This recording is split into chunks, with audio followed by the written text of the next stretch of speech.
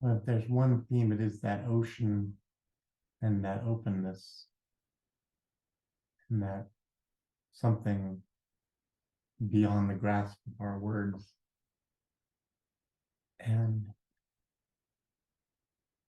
so I'm just going to say, just to kind of give words to what moved me to invite this conversation is really this.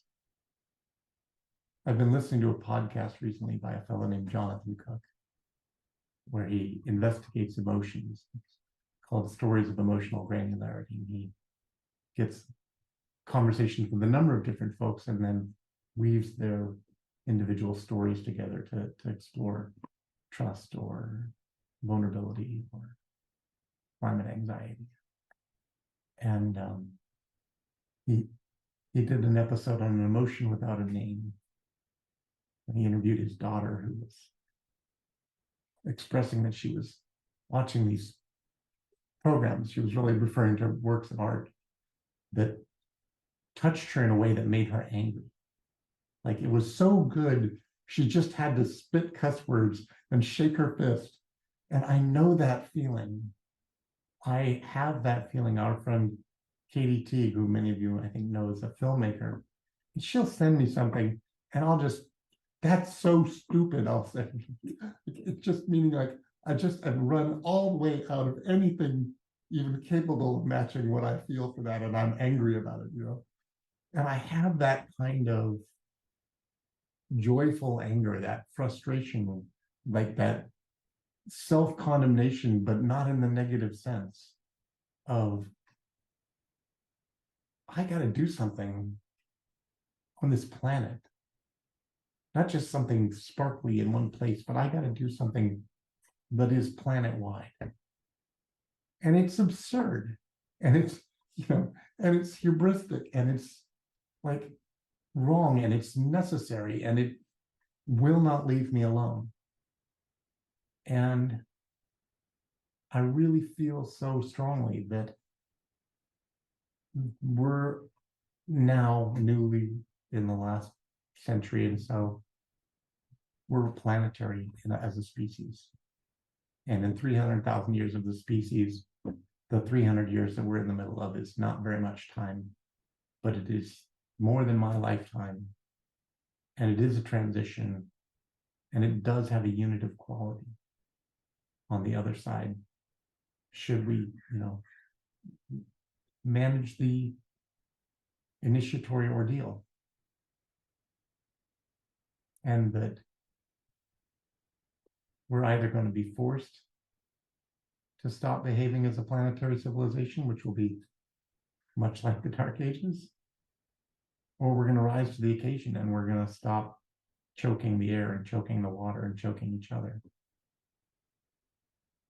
And to me, that seems the natural course. It seems to me the growing into this invitation for species-wise maturity is really the invitation. It is really the opportunity. And I don't know that it requires some global action. I don't know that it requires anything more than good people doing good things in their home, and that weaves its own web of success and well-being around the globe. But the thing that pursues me is that there is some place to stand in all of this that is compassionate and is respectful and has its feet planted deep in the soil of the earth in the ways that so many of our elder civilizations know and still embody well to this day, but somehow reaches out into this subtle commons that we all share of what it means to be human and how we live on this earth, and what we're learning from the scraped knees and elbows and playful opportunities and discovery of new fields. And so I'm hoping we can explore a bit what are our limits, if there are any, and what are the practical ways of seeing inside of those limits, to to to to discover what can we audaciously explore in service to the biosphere that is more than just thinking globally and acting locally, but doesn't violate the principles of that and doesn't cause us to simply spin our wheels in some big idea that actually has no structural capacity to reach down back into the dirt and the lives of people all around the planet. And so that's kind of the question that brings me here. And again, it's imperfectly said in my invitation letter, and I hope it'll just keep getting better as long as I keep asking it. But that's what I have for now, and I would love any reflections and just to jump in with this in any way that makes sense. Can I jump in again? And I promise I won't always be the first to speak, but this one feels so perfect. So exactly about a week ago, I was packing up stuff in the house, and it's been a mess for, last couple of weeks. And I came across some old writings, and I don't even remember the context or when. It was like you'll find stuff, and you're like, huh. And there was this one thing, and it has walked with me for the last week. Follow synchronicity. Well, I mean, how can you outrun it? You can't, kind of, right? And so this one thing keeps coming up, and it feels like it's a place to speak it out and see if there's a thing there. And there was this nugget about the more you're bold, the more you're believable. The more bold you are, the more believable you are. I think there's great truth to that. And there's a notion, you're inviting us to audacity and the audacious dialogue, and to consider the limits, and let's not screw this one up before to become this planetary version of ourselves in the process of initiation, get wiped out. And one of the versions would be too small and be too much of the same, versus audacious or not. And so maybe for everyone here but me, it is an everyday matter to be bigger than the small self, and to be more bold than the daily norm. And maybe you're all going around inspiring people by that, then and in that case that won't apply. But if you're like me, where there is plenty bold about where I'm not, then the discovery of wherever I am, what does that bold look like, and what that then opens, because action's first, and then there's the opportunity of some portal, some new, something opening. Like the last week, that's been happening a lot. And I've really started to believe that the bolder I am, the easier it is for others to have my boldness. If I'm a little bit bold, like timidly bold, well, who's she? What's she think she's doing, right? Whereas if it's audacious, not in the ego big kind of way, but just not afraid to have a big ask, or not afraid to be real, or maybe afraid but do it anyway kind of thing. It's amazing what that opens. Maybe that's obvious to everyone, but for me that was a big deal, so I kind of wanted to throw this in here. So let me see if I got this right. Like, being bold may be the way to go, and you're the person who may be bold in this conversation so far because you get to go first, or you choose to go first. Like, you boldly go into the conversation. So am I getting it? You're being what you're describing? Cool. All right. Keep it up. Just the concept, not the concept, the experience. When I do what I think is too much, too big of audacious, bold, or when I make a claim that I believe to be true, but I think that I can't possibly speak it out, which sometimes happens. And when I practice that, like I have shared that same thing last week, and the way it lands is it's tested to be true. It is somehow the energy of it being believable, the energy of yes, the energy of permission, the energy of invitation, all of that is present. There's something about boldness that makes it so. And so,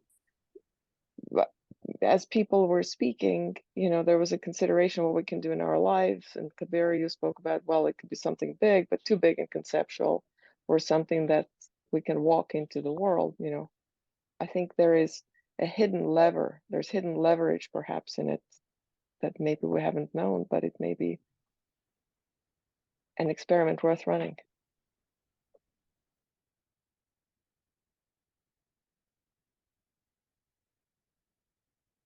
And perhaps an invitation, if anyone resonates, what would that look like for you?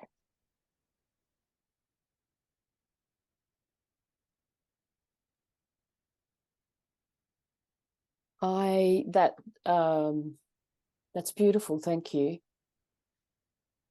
I'm thinking about words like bold and audacity, and where I keep coming back to in my own situation is rediscovering what it means to be human and connected. So how audacious is that? It's pretty natural to me. And I'm finding quite powerful for where I come across a lot of people now who have been numbed, like they're numbed and they're pretty fearful. And so the audacious things that I do are just show up and have conversations. And Kabir and I've talked about this. And there's just such a yearning and a hunger to have conversations and be in the presence of people who are actually just humane and kind and expansive and see the possibilities. And it's really interesting. We in Australia, as Kabir knows, we have a referendum about enshrining First Nations in the Constitution. That's the sign behind my back. And so I was part of a big rally on Sunday in Melbourne, which was really beautiful. And I haven't hit the streets for a while, but it was really beautiful. And yeah, there were the pollies and, there was anger and when they got to the mics. But in the little conversations with everybody as we were walking along, it was just really beautiful. And I could feel that ocean and the flow, like right across the nation, apparently. And then getting a couple of people's take yesterday, all they heard was the shrill stuff at the microphone. So it's like all these different layers. And, I think the boldness is to just ignore that and tap into the real stuff that you can feel actually touching you here. So I offer that up.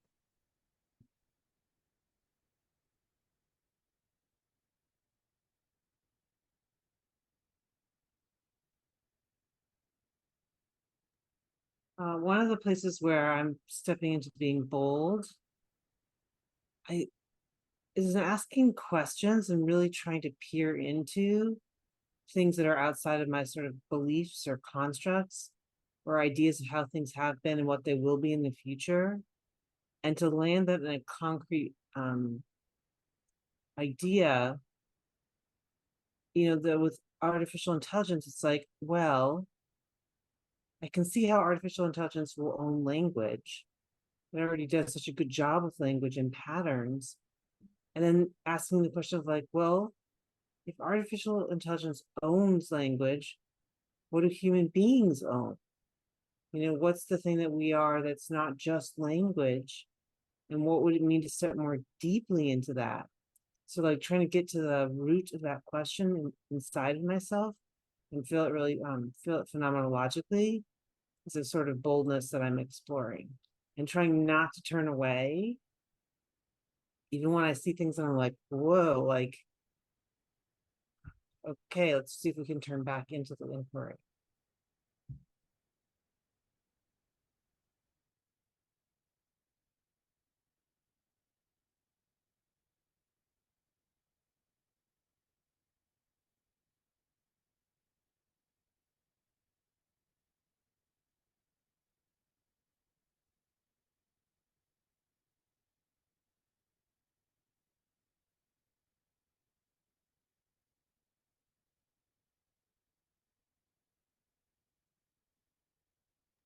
silent spaces for Steve Rai to step into.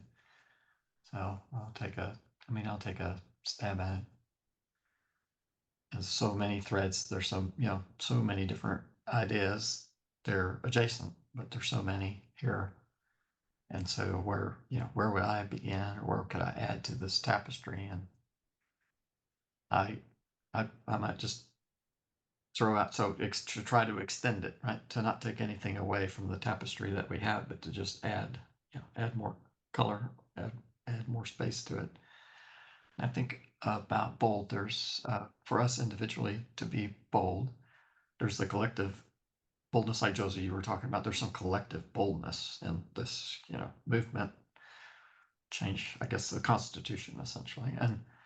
But there's also the people immediately around, the people that we interact with every day, and creating, there's a term in DEI space. That's not actually politically correct anymore, right? But folks know what I mean, is of creating brave spaces. And so there's us.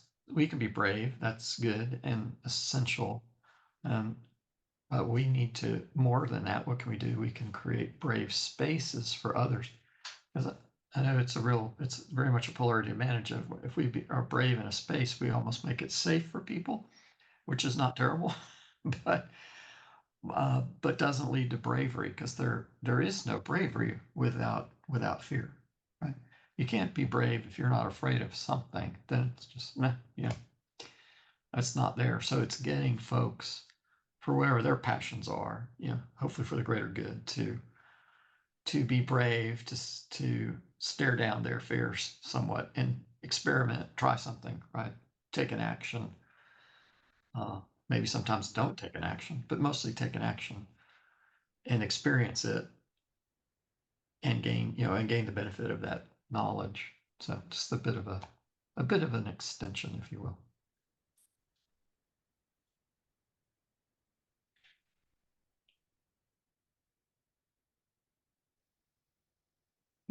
Thank you, everyone.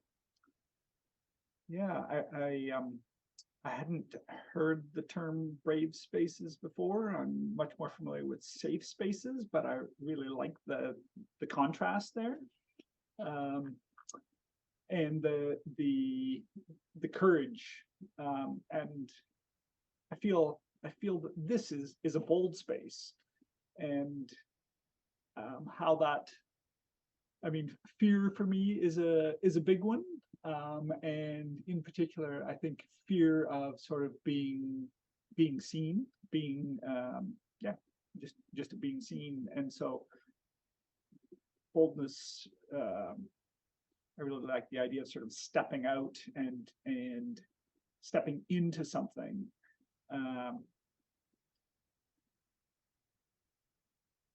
Yeah, and I see that. I see moves, tentative steps towards that in some of the works that I'm involved in now.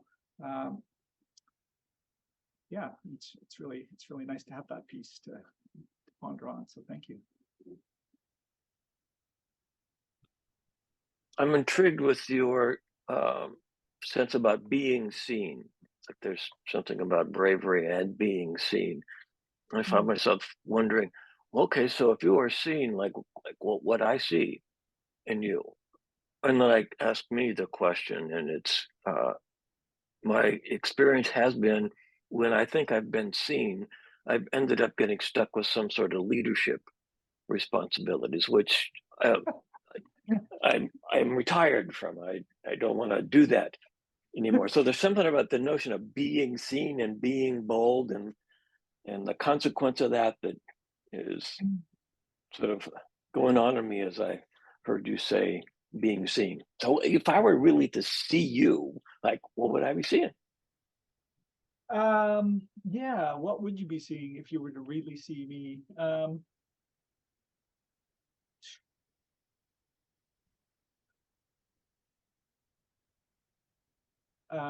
You'd be seeing someone who appears to be involved in lots of different projects,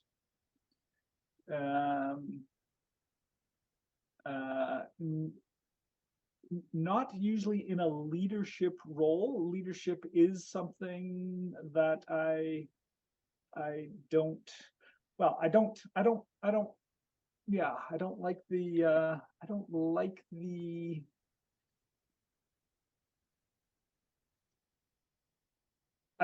attention that comes with leadership. I think is a big part of that. I don't feel I sort of manage that well. And it just triggers sort of fear in me. What else would we see?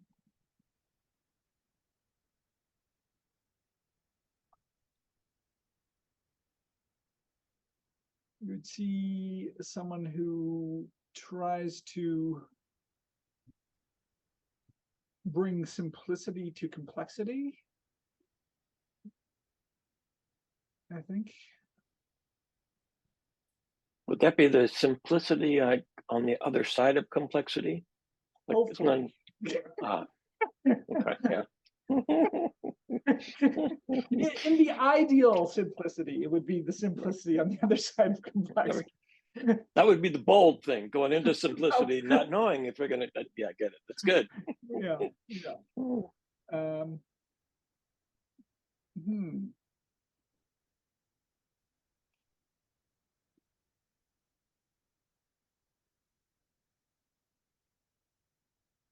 Yeah, and I think you'd also see somebody who's very very focused on structural change,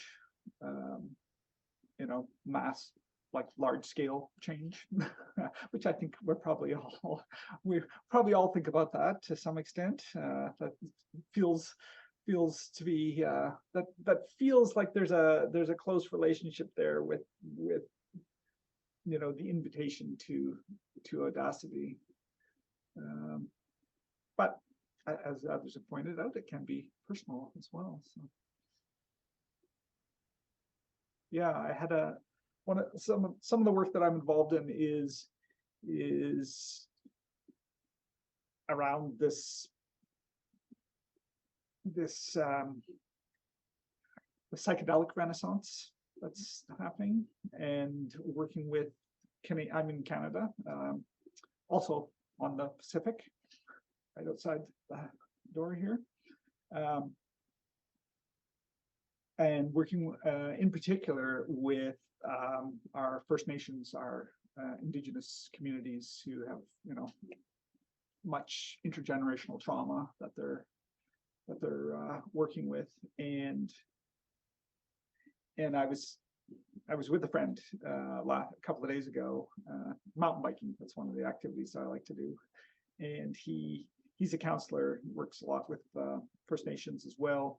And I was expressing some of my frustration with some of the structural things that are happening right now, and which, yeah, I won't go into into any depth, but his part of his response to me was had I considered stepping back from trying to do structural change in this area and just focusing on one-on-one interactions with people. And I was like, that really sort of set me back. It's not something I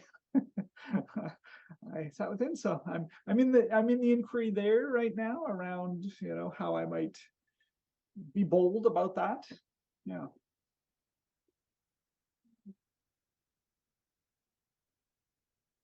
I'm gonna pick up that thread, Scott, about how do we meet people in that one-on-one space that is an invitation to boldness, to being seen.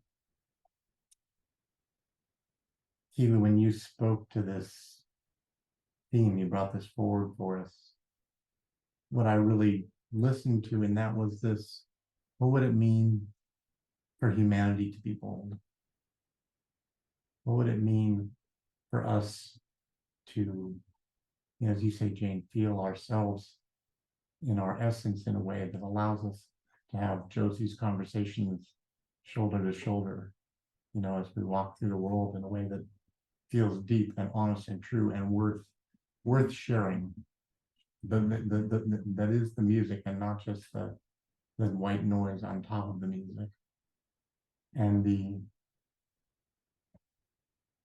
so how the question comes up to me, like, how do we create the brave spaces collectively that allows humanity to start to live into a bolder version of itself? And I heard Scott and Dan, in your exchange there, like, what, as a species, what are we afraid of being seen for? What is the leadership? What is the, Marianne Williamson's quote, what is our greatness as a species that we shy away from? What would it mean if the whole ecosphere saw us in our worthy boldness, in our legitimate boldness? And I know that I've heard the term keystone species and stewardship species. What, is that really a leadership space for humanity? Is that a useful enough construct to start to see? And so I'm wondering, where do we go? How do we play to find and cultivate brave space that doesn't just become, it doesn't have to exclude, but doesn't become limited to, World Cafe kinds of conversations that just happen in the global affluent spaces where we've all got time to pop off to the coffee shop for a $10 soda and talk about our faith in the world. But how do we actually perpetrate global brave spaces that allow humanity in all of our roughness and poverty and confusion and humility and fearfulness to start to embody something like some minimal set of shared identity that we can, whether we're poor or rich or near or far, that we can actually feel ourselves participating in a species-wide boldness that invites us to come. I was just reading a recent paper from John Kessler, who couldn't join us today, but his work with integral polarity practice is one of the most valuable contributions I'm aware of. And he talked about I think it was in the desire aversion polarity that he was referring to our propensity to be in a state of protectiveness and scarcity and defense, and that the bold move in that was abundance. And so what would it mean if humanity could just start to get a glimpse of ourselves? Because we've seen that on orders of evolutionary expression throughout history, where we get some whiff of abundance and we rush in, and then, it creates colonialism, and it creates all kinds of wonderful things like longer lifespans and lower infant mortality, and all of Hans Rosling's cheer points. But there's something there, like, what are the sparks of potential for global abundance, spearheaded by the species of humanity and occurring because we choose to step into that greatness? How can we flash those sparks in a way that the whole species, or a critical mass anyway, can start to get a whiff of that possibility and feel capable that it's within their, it stretches us, but not too far, right? Not so far that I turn my way and crawl under that rock, but actually I just go, all right, Josie, sure, here's me, I'll step up, So That's kind of what's coming through for me right here so far.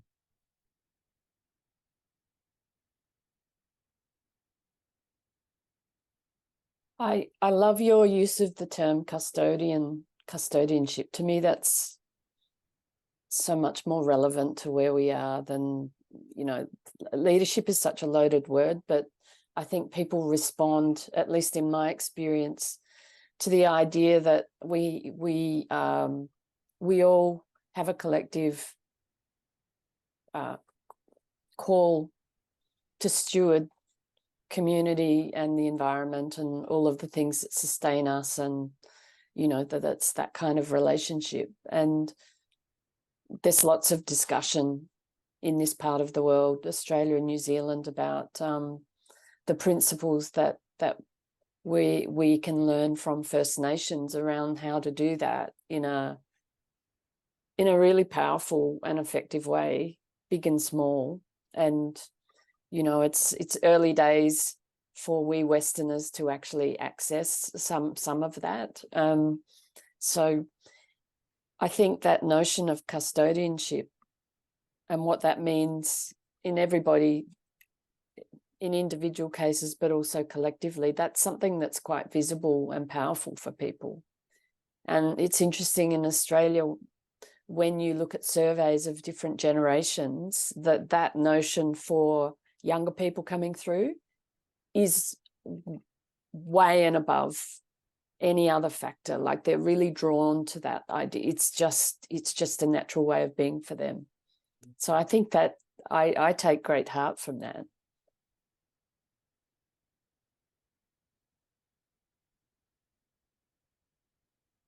Like really exciting inquiry. And I don't really know, obviously, but I have some like things that are popping up in my awareness. One is like looking at the word abundance and actually deconstructing it and trying to understand it in different frames. Like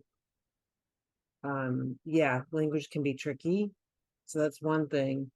And then there's something else for me. There's a belief that human beings share some draw to catharsis, I'll call it, or like trance states of some sort. Like with the idea of like I remember when I was a teenager, I saw the movies like Koanascotzi and Poanascotzi, and the edits were beautiful, and there were like all these humans all over the world, and it was just like so cathartic to feel connected to human beings, and that was beautiful. I can't find those movies, by the way. If anyone knows how to find them, I would love to see them again. And then the final thing is like that human beings to me are masters at iteration and are like infinitely creative. And again, we have to be careful because the creativity might not be like aligned with like my values, but like I'm just always I'm blown away by the creativity of human beings. It seems like a core part of being human. So that's all I got.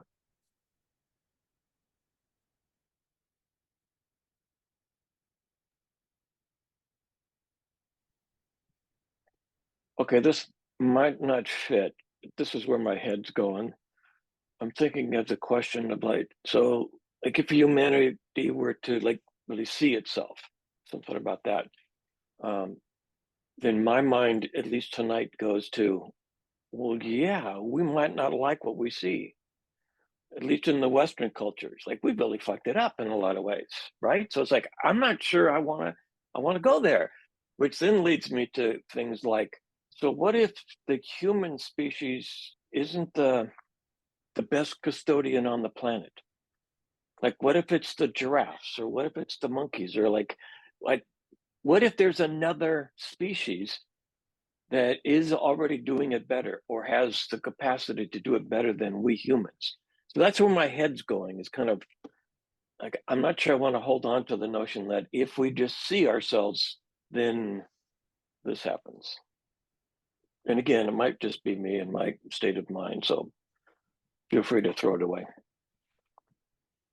But Dan, just playing contrary, like somebody better tell the giraffes that the humans have gotten out of order. And if they're doing the job of stewarding, they're going to need to get on top of that. But what you just reflected for me is like I feel a deep truth about, I'm not made of something other than sunsets and flowers and candlelight. I am every bit the beauty that I see in the world everywhere. And so is everyone. And that doesn't preclude that I'm a junkie and I just about shot up half the living world into my veins to get a rush that's not making anybody any better and is causing me to, hurt my friends and destroy my home. So like where I'm wondering about the metaphor of, okay, maybe we are wrecked. Maybe there's something really ugly about us right now. Maybe if we look in the mirror, we won't like what we see. Maybe we are justifiably afraid to reflect on ourselves and our potential. And maybe we've demonstrated that when we get a big head of steam that we actually just use it to destroy something a little bit worse. But there's also, we have mirrors, we have metaphors of that process at the individual level, where somebody who's really had a wreck of a life is able to actually, they look in the mirror and they see that wreck. There's some process that we go through. There's maybe some patterns that we can adopt at the scale of the species level collective that actually have to do with that deep, honest breath. Maybe it's doing the 12-step apologies. Maybe humanity needs to go to the ecosystems of the world and say, boy, I really treated you bad. But maybe there's a path.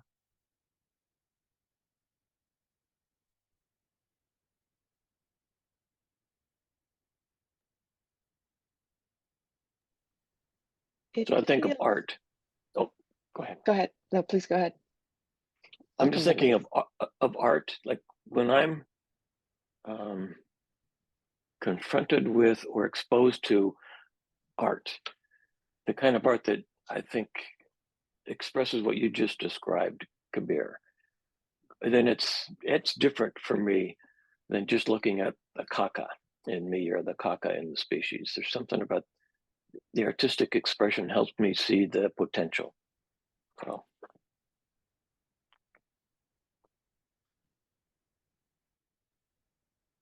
I'm glad, Dan, that you went first with just that, because what I was just about to say also along the same lines, it feels like, and I notice that I'm going through feeling, it feels like, not that I think that, but it feels like it's in the experience where we find that.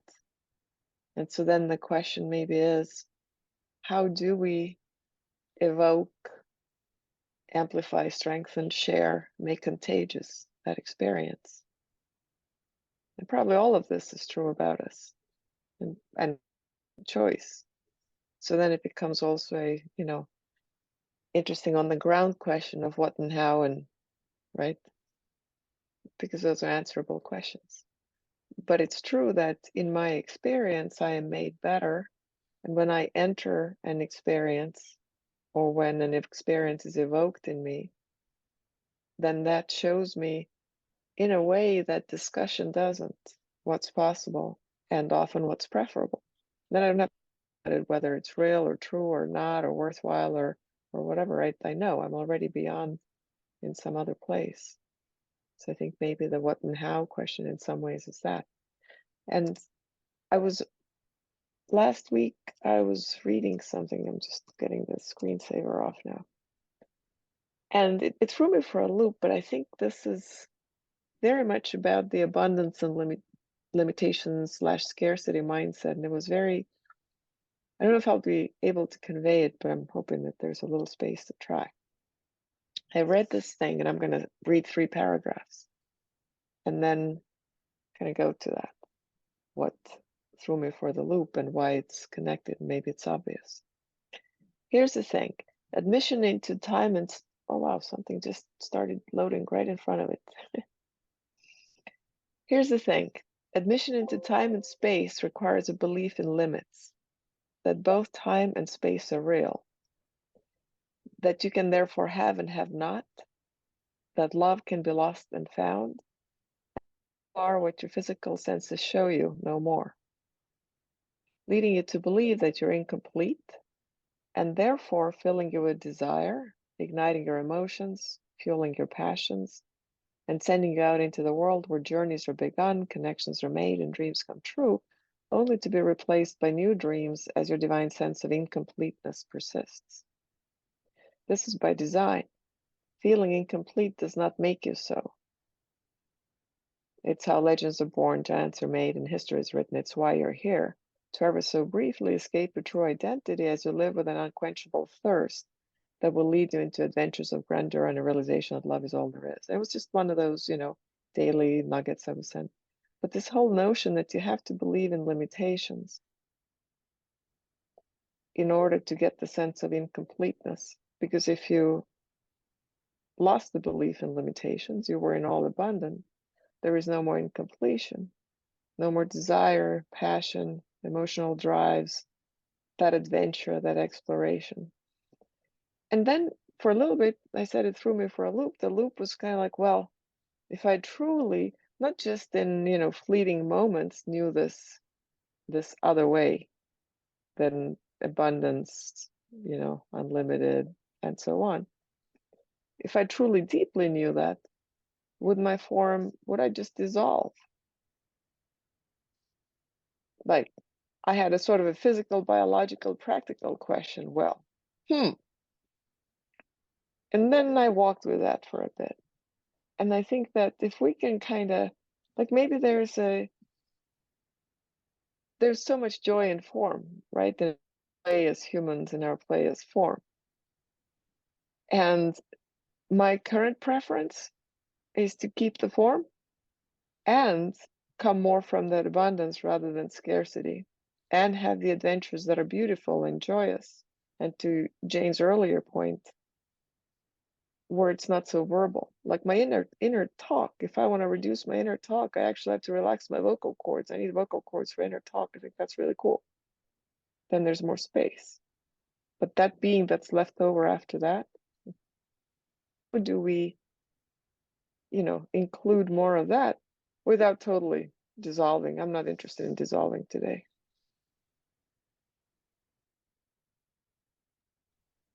Let me try and maybe throwing a pebble into the pond and see what ripples. But so for me, when I'm very much passionate about abundance, but I think why is there abundance? Oftentimes it's because we have scarcity.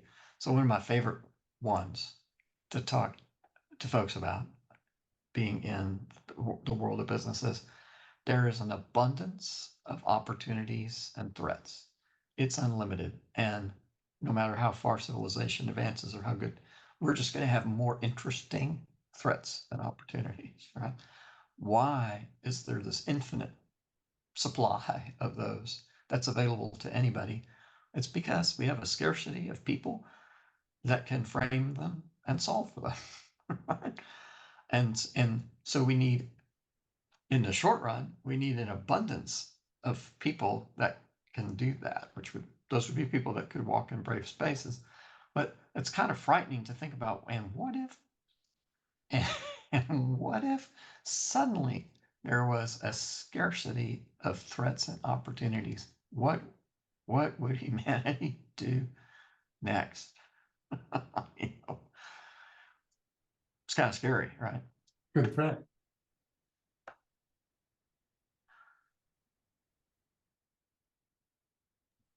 Well, I'm just playing with, well, what if it's not scary?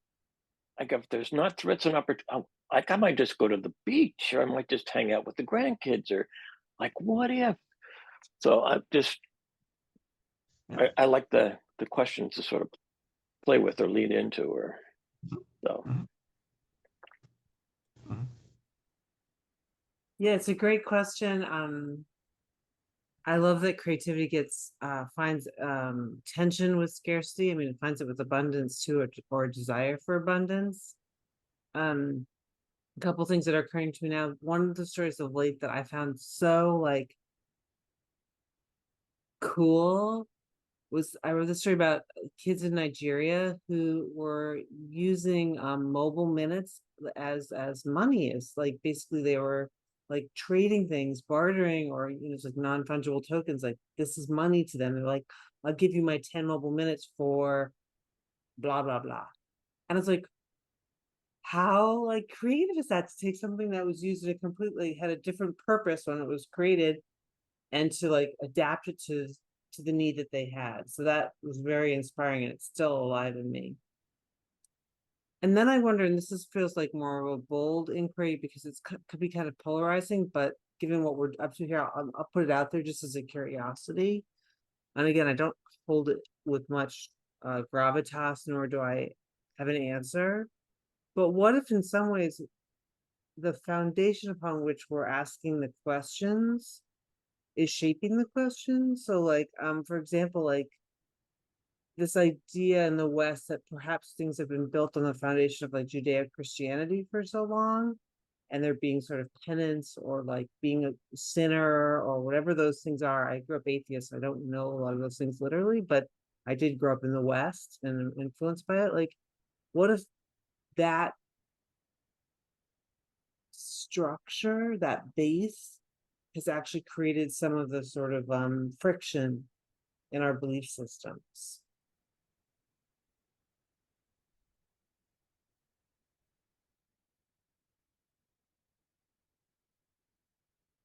Playing with this a little bit,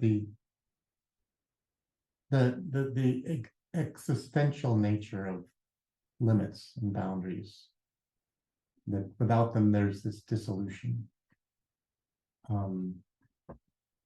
I want to mention the Nirmanakaya. I want to mention desire. I want to mention apologies, and I want to mention agency and communion.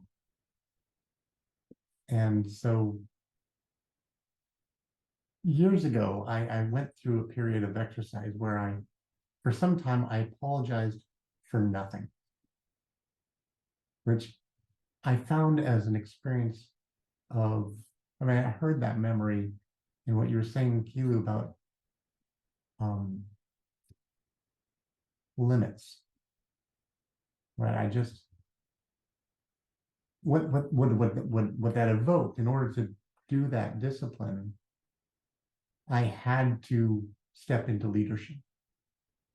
I had to step into agency, because if something's uncomfortable here and I played a role in that and I'm not going to apologize, then I'm either going to just leave it in terrible state, or I'm going to step up and help lead us through it to a place where there is no residual grudges because nobody said the right thing. And then for a period of time, I apologized for everything. Anytime there was any friction with me, my fault. And I did the work and legitimately go back and find that moment. You know what? I made a choice there. I could have made a different choice, which I can see from here. Had I done that, that would not have put us into this conflict space. No harm, no foul. And so I would apologize for that. And when I found that almost always went back and addressed the communion aspect. It addressed the leadership of the other. Like, here's where I stepped on your noble toes and obscured your real majesty and prevented us from benefiting from the gifts that you have to bring. And so there's this abundance of threat and abundance of opportunity.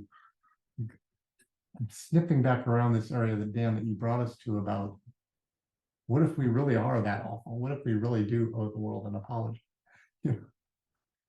And somebody asked me the other night, I had a young caregiver who was having some relationship, interesting stuff. She was another Josie, one of these young people who was just like taking an approach to intimate relationship that was blowing my mind in all the great ways, like, lead on, kid, And she asked me if I wanted an intimate relationship in my life. She wasn't offering it, but she wanted to know, did I have this kind of tug in myself about, gosh, do I get a girlfriend or what, And it brought me to this place of inquiring into desire and wanting. And I realized I couldn't in any honesty say I wanted that.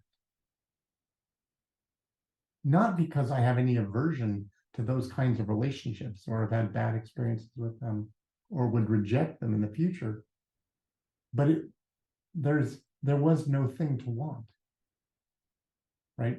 She wasn't that woman. I don't have that woman on the phone. Like, I'm not on some app looking for that woman. I just, like, as much as I do literally, in the dark moments of, loneliness, I go like, oh, it'd be so nice if, but those are so fleeting, and they have really no depth beyond just the biological compulsion to reproduce more people, And so I realized I couldn't want that. I just had no want for it. But what I could want was to be fully realized in my Buddha nature. I could want total enlightenment, because I also know I already have that. Right? I can want love because there's no meaningful distance between me and love. I can't want $1 million because I don't have it. It's just useless. And that doesn't mean I can't set goals and follow real, practical, skillful truths about what I am manifesting in the abundance that I am a living expression of, when I realize that the truth of that dissolved aspect of my nature that is completely one with all the $1 million and all the citadels and all the peace in the world. So I can want those things from that dissolved place. And that, just to reference the Nirmanakaya, we're really talking about ancient wisdom here. Ancient indigenous wisdom that says, when you really realize your Buddha nature, when you realize the Christ consciousness, like, all that's left to do is to take all of the forms, to tickle and evoke and remind everybody else who is blindly suffering and creating all this lack and aversion and scarcity and self and other destruction, and skillfully tickle them in ways to remind them that they are the Buddha as well. So I'm really curious, like, how this weaves in at the species collective level. How do we honor, like, Buddha nature of a whole species that is abundant with all of the things that we are, the limitation and the resistance, the threat, the friction that gives rise to existence, and the opportunity, which is the fullness of becoming, the full realization of I am that magnificent sunset.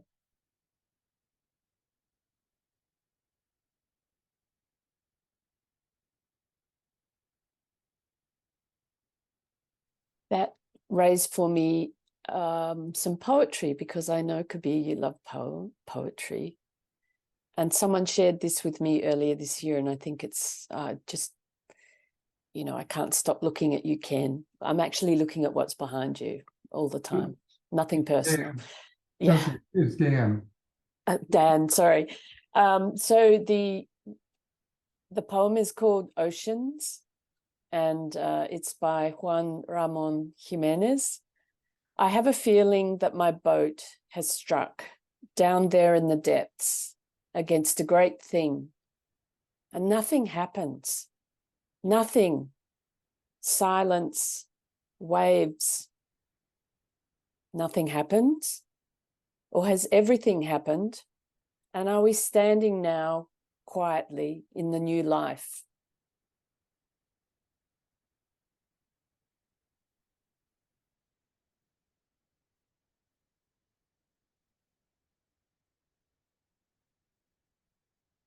There's a space there for me around mystery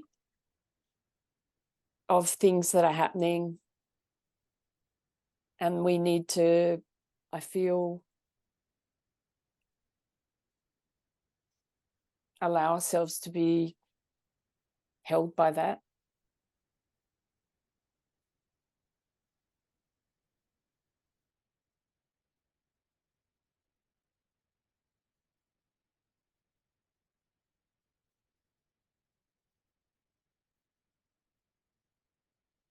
I grew up in Estonia, and there was no space for, no public space for that which much of the rest of the West, because Estonia is a Western culture historically, had more space for in an organized manner, the Judeo-Christian mostly, right? And so I've come to, that space later. And I don't even really know what people who go and get the kind of education that I didn't get mean by grace. But what it means to me is very much that mystery, that which I may or may not know about, which is always present, which is in that left field that brings the biggest changes in my life that I don't see coming, where Monday my life's one way and Tuesday it's totally different. It's the best thing or the worst thing.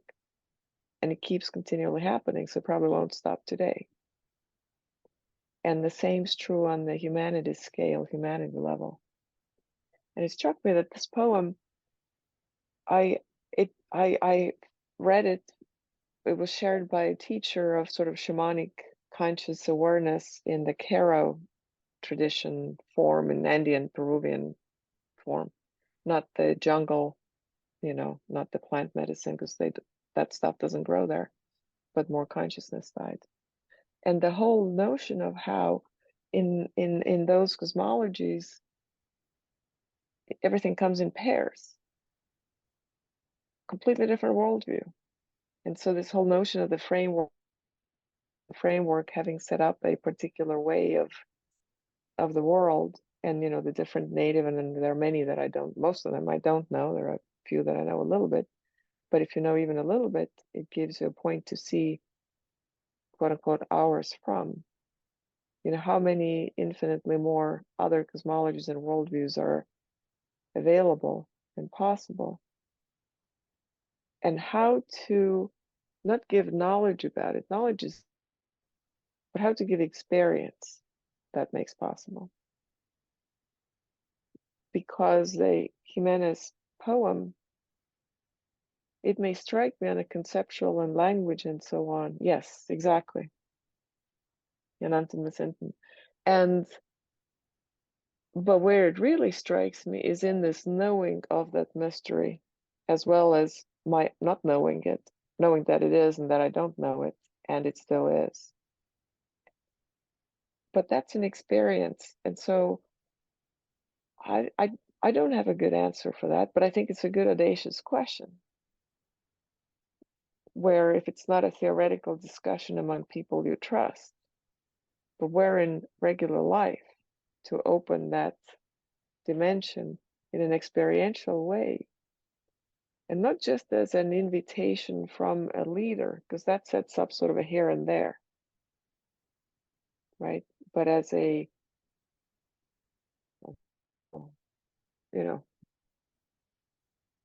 totally unspecial participant, equally amazingly special as everything and everyone.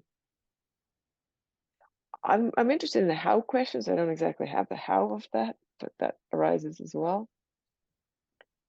But that aspect of that experience, or that phenomenon, the mystery you brought in, if we bring this in, we've probably won in a big way already.